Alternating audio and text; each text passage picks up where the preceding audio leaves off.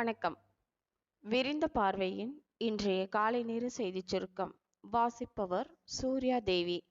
குஜராத் மாநிலம் சூரத் மக்களவை தொகுதியில் பாஜக வேட்பாளர் போட்டியின்றி வெற்றி பெற்ற நிலையில் அத்தொகுதியின் காங்கிரஸ் வேட்பாளர் மாயமாகி உள்ளதாக உள்ளூர் ஊடகங்களில் தகவல் வெளியாகியுள்ளன. மீண்டும் மீண்டும் உடல் ரீதியான உறவுக்கு வலியுறுத்தியதால் 48 வயது பெண்ணை கொலை செய்த 23 வயது வாலிபர் கைது செய்யப்பட்ட சம்பவம் பெங்களூருவில் பெரும் பரபரப்பை ஏற்படுத்தியுள்ளது. கர்நாடகா முழுவதுமே கல்லூரி மாணவி நேகாவின் மரணம் குறித்து கதறுகிறது. ஏதுமறியா அப்பாவி மாணவியின் போஸ்ட்மார்ட்டம் ரிப்போர்ட்டில் 58 வினாடிகளில் மாணவி உயிரிழந்துள்ளதாக தெரிய வந்துள்ளது. பொதுமக்களின் சோகத்தை மேலும் அதிகமாக்கியிருக்கிறது.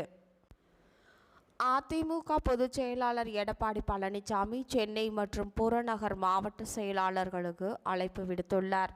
தேர்தல் கள நிலவரம், வெற்றி வாய்ப்பு எப்படி உள்ளது, தேர்தல் பணிகள் உள்ளிட்டவை குறித்து எடப்பாடி பழனிசாமி ஆலோசனை நடத்தி வருவதாக தெரிய வந்தது. இரண்டாம் கட்ட தேர்தல் வருகின்ற 26ஆம் தேதி கேரளா, கர்நாடகா உள்ளிட்ட மாநிலங்களில் நடைபெற உள்ளது. இதற்கான பிரச்சாரம் தீவிரமாக நடைபெற்று வருகிறது. மேலும் பாஜக வேட்பாளர்களை ஆதரித்து தமிழக பாஜக தலைவர்கள் அண்ணாமலை மற்றும் வானதி சீனிவாசன் ஆகியோர் கர்நாடகாவில் பிரச்சாரம் செய்து வருகின்றனர். பிரதமர் நரேந்திர மோடி இஸ்லாமியர்கள் பற்றி தேர்தல் பிரச்சாரத்தில் சர்ச்சைக்குரிய கருத்து தெரிவித்த நிலையில் அவரது பேச்சுக்கு நாடு முழுவதும் எதிர்ப்பு எழுந்து வருகிறது.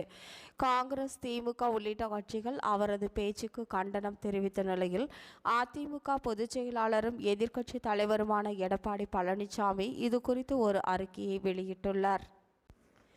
காலநிலை மாற்றம் காரணமாக தமிழ்நாட்டில் வெப்பத்தின் கடுமை நாளுக்கு நாள் அதிகரித்து வரும் நிலையில் இனிவரும் காலங்களில் அதை கட்டுப்படுத்தும் வகையில் வெப்ப தணிப்பு திட்டத்தை செயல்படுத்த வேண்டும் என்று பாட்டாளி மக்கள் கட்சி தலைவர் அன்புமணி ராமதாஸ் வலியுறுத்தியுள்ளார்.